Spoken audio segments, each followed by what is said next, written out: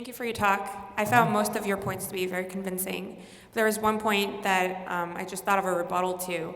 So when you said that the typical religious legends of the day were more embellished and harder to believe and more dramatic, and you gave an amusing example of how a narrative would be more complex, I was thinking at the end, though, that your 4 facts that you presented, they could also be considered a part of a crazy legend, one that's just more convincing because it has more of the hallmarks of being humble and quotidian rather than crazy and fantastical. So do you think that's a possible rebuttal? Now, the argument is that the Markan account doesn't show signs of legendary embellishment.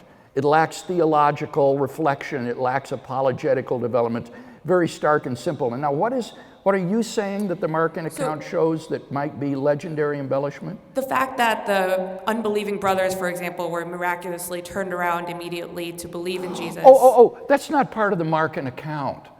The Markan empty tomb story is the story that tells how the women get up very early before dawn and they collect these aromatic spices and go to the tomb to anoint the body, the corpse of Jesus. And they ask, who's going to roll away the stone when we get there?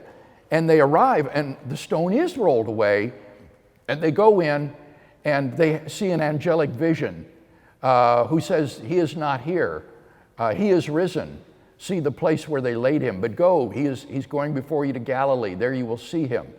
Now, at the very most, the critical scholar might want to excise the angel, this angelic figure, as a legendary embellishment. The angel serves to interpret the significance of the empty tomb. Why is it empty?